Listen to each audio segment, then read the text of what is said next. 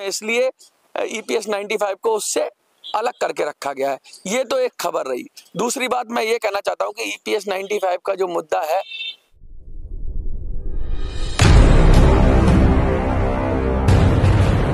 नमस्कार, आप देख रहे हैं मिनी संसद और मैं हूं मनोज सुराजी। जंतर मंतर पर खड़े होकर आज मैं बात करूंगा, आपसे बात करूंगा देश के तमाम मुद्दों की। देश में जो घटनाक्रम घट रहा है, वो चाहे किसानों की बात हो, चाहे वो EPS की बात हो, या फिर राजनीतिक बात हो। अबू धाबी में मंदिर का भी उद्घाटन हो गया। इन सब के बीच में जो सिनारियो है वो जंतर मंतर का मैं हाल दिखा रहा हूँ। इस समय देखिए पूरी तरह से खाली पड़ा हुआ है जंतर मंतर, और किसान जिस तरह से उग्र हो रहे हैं, सरकार बड़ी सचेत हो गई है और जंतर मंतर पर किसी की आवाजाही को बिल्कुल पूरी तरीके से बैन कर दिया गया है। अभी कोई परमिशन की यहाँ पे अनुमति नहीं है। तो जंतर मंतर में ये हाल है, इसका मतलब ये सरकार बड़ी सचेत है और किसान भी अपनी तैयारी कर रहे हैं। इसी बीच में सरकार की और किसान की भी बात हो रही है। 16 तारीख को देशव्यापी बंद का आह्वान किया गया है किसानों की तरफ से, और किसानों ने ये भी बोला है कि भाई आज रेल रोकने का भी एक प्रस्ताव पारित हुआ है कि रेल रोकेंगे पंजाब के अंदर। इन सब घटनाक्रमों के बीच में EPS 95 की बात कहीं पीछे ना छोड़ जाए, इसलिए छूट न जाए, इसलिए मैं मनोज सुराजी जंतर मंतर से आपसे EPS 95 की बात करूंगा। पिछले एक हफ्ता ही गुजरा होगा जब जंतर मंतर पर EPS 95 का धरना लगा हुआ था, और वहां से एक खबर आई थी कि श्रम मंत्रालय ने EPFO को बोला, या श्रम मंत्रालय और EPFO सबने मिलकर एक बात की कि भाई प्रपोजल दो। जो नेशनल एजुकेशन कमेटी है, NAC, उसको प्रपोजल देने के लिए बोला गया, और सबने धरना इस उम्मीद में खत्म किया कि भाई वो प्रपोजल देंगे और सरकार उस पर एक्शन लेगी। क्योंकि जो हेमा मालिनी जी हैं, उन्होंने भी उसके में लग के काम किया। तो जो EPS 95 की बात है, लगातार वो उठ तो रही है, लेकिन अभी इस जो धरने का जो प्रोटेस्ट हो रहा है किसान वाले में, इसमें EPS 95 की तरफ से कोई सक्रिय योगदान नहीं किया गया है। हालांकि किसान वाले कुछ नेता EPS 95 के धरने में आए थे, लेकिन क्योंकि इनका मुद्दा शामिल नहीं हुआ किसान वाले उस प्रोटेस्ट में, इसलिए EPS 95 को उससे अलग करके रखा गया है। ये तो एक खबर रही।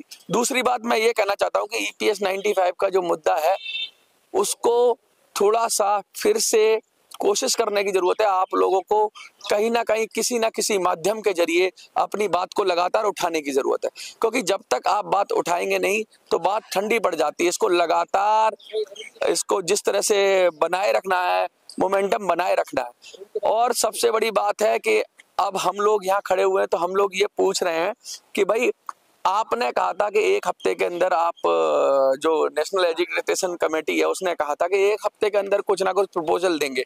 तो वो जो नेता हैं वो आगे उठकर आए और ये बताएं कि भाई क्या प्रपोजल तैयार किया गया है, क्योंकि जनता को भी पता चलना चाहिए। जो हजारों लाखों लोग EPS 95 के पेंशन लेते हैं, वो बड़ी उम्मीद भरी निगाहों से देख रहे हैं।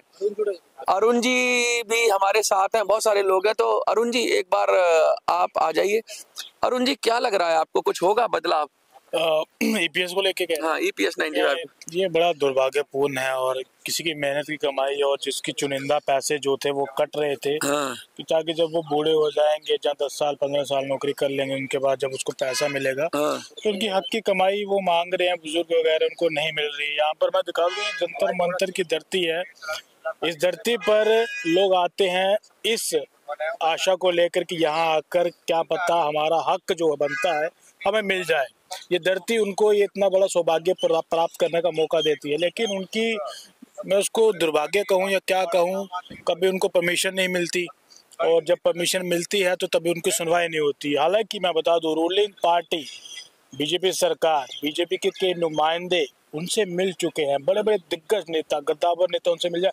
प्रधानमंत्री मोदी से वो मिल चुके हैं, जो उनके लीडर हैं अशोक रावत जी, और उनकी जो को लीडर टीम है वो उनसे मिल चुकी है। और कभी कभी तो ये चीज़ के समझ आता है कि हमारे ना एक कहावत कहते हैं कि मौसी ने ना बेटे के हाथ में मक्खन रख दिया। अब जो मक्खन है, जहाँ तो वो फिसलने का काम करेगा, जहाँ तो वो खाने का काम करेगा। अब बात इसको अगर समझेंगे आप, तो ये बता दूं मैं आपको, इस कहावत को किस तरह से देखते हैं कि एक तो मक्खन फिसला देगा, एक तो मक्खन बड़ा भी कर देगा। यहाँ से दोनों फायदे हो रहे हैं, दोनों चीजें हो रही हैं। मक्खन दिया भी हाथ में, ये भी कह दिया कि मैं तो बेटे को मक्खन खिला रही हूँ, और दूसरी तरफ मक्खन नीचे पैम के नीचे फेंक दिया कि फिसल भी जाए वो।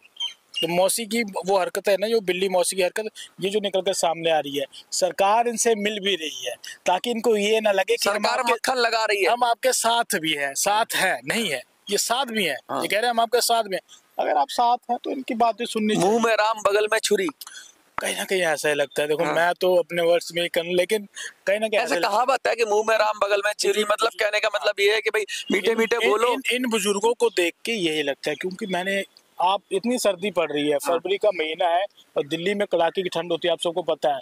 आप लोगों के परिवारजन होंगे, आप लोग उनको हीटर लगा के दे रहे होंगे, कंबल दे रहे होंगे, ये परिवार जी आप बैठिए, अंदर बैठिए। और जहाँ पर जो बुजुर्ग आ रहे थे ना, 70 साल के, 75 साल के, क्या पता उन्होंने आगे वाले 5 साल देखने भी हैं, क्या पता। सरकार को दे देना चाहिए ना, मानवता के नाते ही दे देना। बिल्कुल बिल्कुल, यहाँ पर बनता है, उनका हक बनता है। और जिस तरह से मैंने उनको लगातार कवर किया, पिछले कंटिन्यूसली 3 महीनों से मैं कवर कर रहा हूँ, हालांकि इससे पहले भी हमने कवर किया है, वो बीच बीच में आते थे, लेकिन अब जो है वो आंदोलन बहुत ज़्यादा उनका तेज हो रहा है। और वो बूढ़े लोग हैं, बुजुर्ग लोग हैं, जिसमें माताएं हैं, बुजुर्ग लोग हैं, और वो अपने हक अधिकार की मांग कर रहे हैं। लेकिन अब सवाल ये उठता है, क्योंकि कुछ ही महीने में लोकसभा के चुनाव होने वाले हैं, उससे पहले राज्यसभा के। अच्छा, ये चुनाव आयोग ने 3.5 लाख के करीब अर्धसैनिक बलों की मांग कर दी है, सुरक्षा कर्मियों की मांग कर दी है, सीधी सीधी भाषा में बोलूं तो क्या लग रहा है कि चुनाव तो आचार संहिता लागू हो जाएगी, फिर क्या कर पाएगी सरकार? एजेंडा है ना ये एजेंडा, अगर ये तो अगर 10-15 दिन 20 दिन में अगर आचार संहिता लागू हो जाएगी, ये तो लगने तो फिर इनका मामला तो ठंडे बस्ते में चला जाएगा,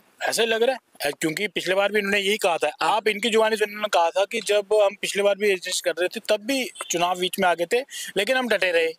अब उस बीच में जिन लोगों ने धरना किया था, उसमें तो 20% बुजुर्ग वो तो चले गए दुनिया से ही, अपना पैसा लिए बिना वो चले गए। अब तो ये चीज अगर ये कह रही है गवर्नमेंट, अब देखने वाली चीज ये लोग फिर भी कह रहे हैं कि हमें उम्मीद है, हर तीसरे दिन ये कह रहे हैं हमें उम्मीद है। लेकिन अब देखने वाली बात है कि इनको मिलता है या नहीं मिलता है, लेकिन मिलना चाहिए। और जिस तरह से ये धरना प्रदर्शन कर रहे हैं, उनको मिलना चाहिए, क्योंकि कुछ दिनों में चुनाव भी आ जाएंगे। और जिस तरह से मोदी जी ने कहा था कि मैं इस बार फिर से लाल किले पे आकर तिरंगा फहराऊंगा, अच्छी बात है, ठीक है, कॉन्फिडेंस है, उन्होंने काम किया है देश के लिए। अगर ऐसा जनता को लगता है तो क्या पता फिर से वो वही तिरंगा आके फहराएंगे। लेकिन इन बुजुर्गों का क्या, 70 लाख की इनकी कम्युनिटी है, 70 लाख कम नहीं, 85 लाख के करीब बोल रहे हैं, 85 लाख अब हो गई है, तो उनको मिलना चाहिए। अच्छा, बड़ी एक मैं आपसे कहना चाहता हूँ, आंधी आए, तूफान आए, देश में कोई भी निजाम आए, देश के अंदर कितनी भी शक्ति हो, लेकिन हम लोग, क्योंकि हम आपको बुजुर्ग समझते हैं और अपने बड़ों का सम्मान हमें करना आता है, इसलिए देख लीजिए जंतर मंतर पे फौजी भी नहीं बैठ। एक मिनट एक सेकंड मैं यहाँ पर काटना चाहूंगा। आपने कहा कि तूफान आए, ये सब आए, मुझे भी पत्रकारिता करते हुए बहुत समय हो गया, आपको भी पत्रकारिता करते हुए बहुत समय हो गया है। हमारा काम ये होता है कि निष्पक्षता से जो चीजें हो रही हैं उसको दर्शाना, हम किसी का पक्ष नहीं लेते। लेकिन कहीं ना मेरे अंदर से ये मतलब कि सहम नहीं रहा कि मुझे ऐसा लग रहा है कि मैं इनका पक्ष लूं, लेना पड़ेगा, पक्ष लूं इनका। इन बुजुर्गों को देख के मुझे ऐसा लग रहा है, क्योंकि हम जब पढ़ते थे ना, ये जर्नलिज्म के निष्पक्ष होने का पढ़ते थे, तो हमें कहा गया था कि तुम्हारे सामने गलत भी हो रहा होगा ना, तुम सिर्फ दिखाओगे ये चीज हो रही है। हमें ये पाठ पढ़ाया गया था, तुम्हारी जर्नलिज्म यही है, तुम ये दिखाओगे, तुम्हारा काम है ये दिखाना, सवाल पूछना, ये क्यों हुआ, कैसे हुआ, क्या हुआ, बचाने तुम नहीं जा सकते। ये चीजें हमें पढ़ाई जाती थी तब। लेकिन हमारी संस्कृति तो कुछ और ही कहती है, कुछ और है, पढ़ाई कुछ कहती हो, लेकिन जो हमारा कल्चर है, संस्कृति है, वो साफ साफ कहती है। नहीं रोक पा रहा, हाँ, क्योंकि हमारा दिल कह रहा है कि हमें आपकी बात उठानी चाहिए। और जंतर मंतर पर जब मैं कह रहा हूँ, फौजी भी नहीं है जंतर मंतर पर, अगर कैमरा मैन से कहूंगा जरा घुमा दे, तो जहाँ फौजी बैठते थे लगातार वो भी नहीं है। लेकिन EPS 95 की बात अब भी जंतर मंतर से कही जा रही है। मैं ये कहना चाहता हूँ कि जंतर मंतर पर कोई नहीं है, लेकिन आप हो, आपकी हम आवाज बने हुए हैं और हम लगातार आपकी बात करते रहेंगे। और सरकार को ये कहना चाहते हैं कि सरकार को मानवता के नाते, जिस तरह से सरकार कर रही है, मानवता के नाते कम से कम EPS 95 वालों की बात सुननी चाहिए। तो सरकारी नौकरियां नहीं है, एक तो सरकारी नौकरियां बिल्कुल खत्म हो रही है, प्राइवेटाइजेशन हो रहा है, सब कुछ हो रहा है। और जो लोग प्राइवेट कंपनियों में जा रहे हैं वो भी ये चीज सोच लें कि आप प्राइवेट में जॉब कर रहे हैं, आपका PF वगैरह करता होगा, आप भी लगातार 10 साल कहीं ना कहीं तो नौकरी करोगे ना, बैठ के कि मैं 10 साल तक तो एक कंपनी में नौकरी करूंगा, तब जाके आपकी पेंशन जो है सुनिश्चित होती है। EPF 95 आपको पता ही होगा, ये तो चीटिंग है एक तरह से, आपको पता भी है। 95 में 1995 में ये चीज लागू की गई थी, उसके बाद से ये कंटिन्यूसली रही है। अब मुझे बताइए, कोई 10 साल 15 साल बेचारा काम करता है प्राइवेट में, सरकारी भी नहीं है। हाँ। सरकारी में तो पेंशन बंद है, लेकिन सरकार में इतना होता है कि तुम्हें इतना पैसा मिल जाता नहीं, है। वहां भी न्यू पेंशन स्कीम है, बेशक इतना है, लेकिन सरकार में अगर तो आप काम कर रहे हो इस टाइम पे, इस लेवल पे अगर काम कर रहे हो ना, सरकार पे चपरासी के ओहदे पे काम कर रहे हो ना, तो उसको भी जब तक वो 50,000 रिटायर होगा ना, तब तक उसके पास इतनी आमदनी, इतनी सेविंग हो जाती है कि अपना वो गुजारा चला सके, दाल रोटी खा सके। मैं ये नहीं कह रहा हूँ मौज मस्ती कर सके कि गाड़ियों में घूम सके। यहाँ तो ईपीएस वाले नमक ही खरीद सकते हैं। प्राइवेट वाले अगर जो काम कर रहे हैं, ये चीज आपको देखनी पड़ेगी कि आप देखिए कि प्राइवेट वाले जो है, आप भी काम करोगे और आपके भी पीएफ कटेगा, और अगर आपको जब पता चले, आप जब जॉब कर दी, आपकी उम्र हो गई, आपने छोड़ दी जॉब और आपको पीएफ नहीं मिल रहा, अब आपको, ये तो वही बात हो गई, मतलब निकल गया तो पहचानते नहीं। वही चीज है। बहुत बुरा हालात हैं, और उन बुजुर्गों के लिए हमारे दिल से यही दुआ निकल रही है। और सरकार की को हमें ये कहना चाहिए, कितनी भी निष्ठुर हो, कितना भी आप इकोनॉमिक्स के ज्ञाता हो, लेकिन मानवता का पाठ नहीं भूलना चाहिए। जिनका जो हक है कम से कम वो उनको मिलना चाहिए। देखते रहिए मिनी संसद।